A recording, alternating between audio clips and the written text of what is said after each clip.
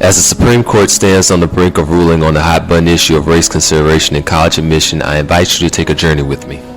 We've seen affirmative action in college admissions used as a wedge issue between Black Americans and Asian Americans for a while now.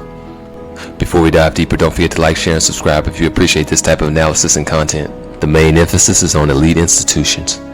But when you really look at the numbers, you have to reconsider what fairness is. Black Americans have contributed to building this nation for centuries. Our rich history and struggle paint a narrative of resilience. We fought in every war, including the Revolutionary War. We've paid our dues, all while moving this country closer to the ideals that it claims to represent. However, systemic oppression and policies have led to a deep racial wealth gap. Astonishingly, the median Black American household with a college degree has less wealth than the median white household without one. Now let's turn our gaze to the hallowed halls of elite colleges.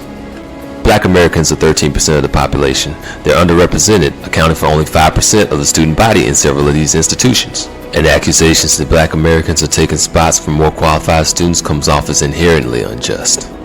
Such a notion is reliant on an overly simplistic and narrow view of qualification, which seems to prioritize academics at the expense of socioeconomic context, character, leadership potential, and diversity of experience. To those that think that Black Americans are taking spots from more qualified students, I would ask, what is an acceptable percentage? 0? Do you just simply see a black face and say it doesn't belong there? Look, every group has its talented 10%. On the other side of the spectrum, Asians make up about 20% of Ivy League students, while only making up about 7% of the population. Asians also constitute the second largest share of the legacy admissions. About 35% of Ivy League students are legacies. But there's comparatively less uproar about legacy admissions than there is about affirmative action. Interestingly, the biggest Ivy League admissions scandal in recent history centered around wealthy, connected people faking athletic talents. Why would they do this? Athletic talent is one of the best paths for gaining admission into these institutions.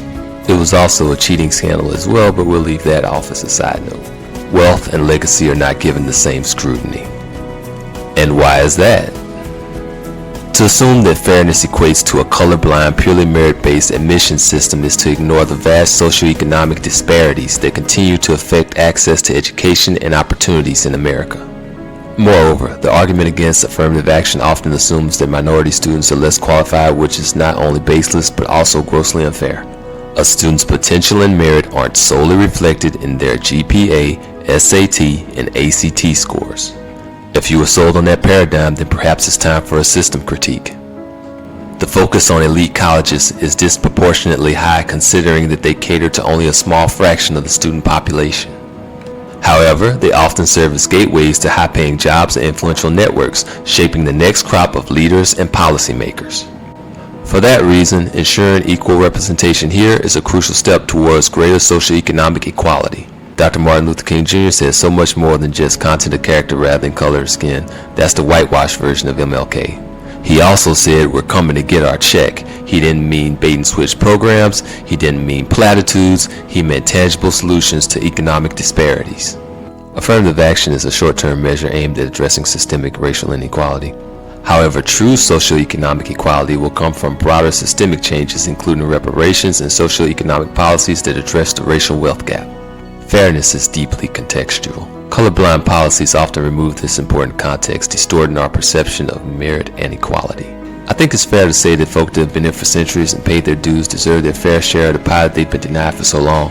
And to those that are overrepresented in elite institutions, how will an extra 5% actually help you?